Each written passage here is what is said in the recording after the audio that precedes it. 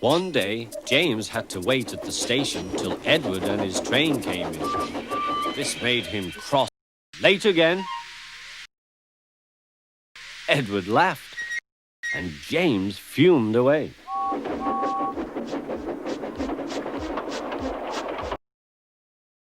After James had finished his work, he went back to the yard and puffed onto the turntable. He was still feeling very bad-tempered. Edward is impossible, he grumbled to the others. He clanks about like a lot of old iron, and he is so slow he makes us wait. Thomas and Percy were indignant. Old iron? Slow? Why, Edward could beat you in a race any day. Really, said James, I should like to see him do it. Next morning, James's driver was suddenly taken ill. He could hardly stand, so the fireman uncoupled James ready for shunting. James was impatient. Suddenly, the signalman shouted. There was James puffing away down the line. All traffic halted, he announced at last. Then he told the fireman what had happened. 2 boys were on James's footplate fiddling with the controls. Phew! They tumbled off and ran when James started.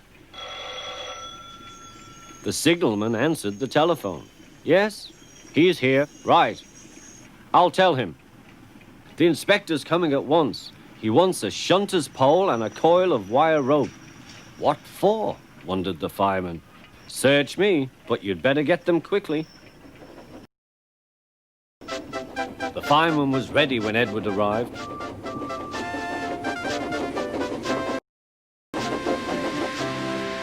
The inspector saw the pole and the rope. Good man, jump in.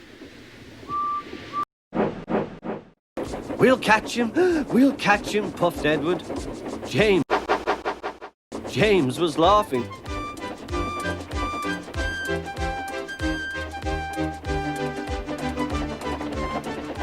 What a lark, he chuckled to himself.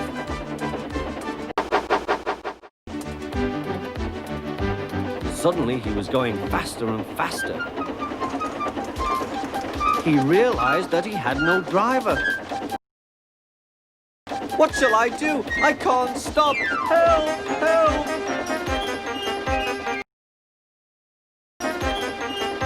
We're coming, called Edward.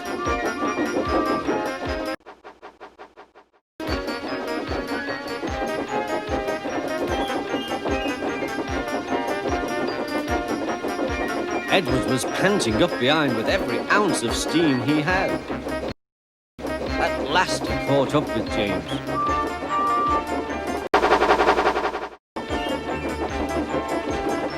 Steady, Edward, called his driver. The inspector stood on Edward's front, holding a noose of rope in the crook of the shunter's pole. He was trying to slip it over James's buffer.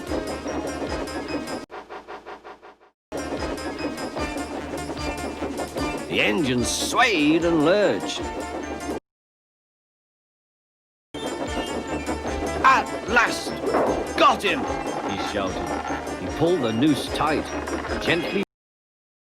Gently braking, Edward's driver checked the engine's speed and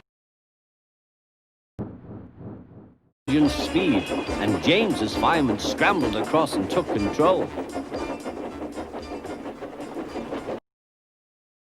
So the old iron caught you after all, chuckled Edward. I am sorry, whispered James. Thank you for saving me. You were splendid, Edward. That's all right, replied Edward. The engines arrived at the station side by side. The fat controller was waiting. A fine piece of work, he said. James, you can rest and then take your train. I'm proud of you, Edward. You shall go to the works and have your worn parts mended.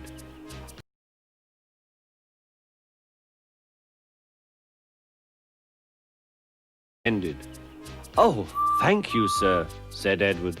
It'll be lovely not to clank.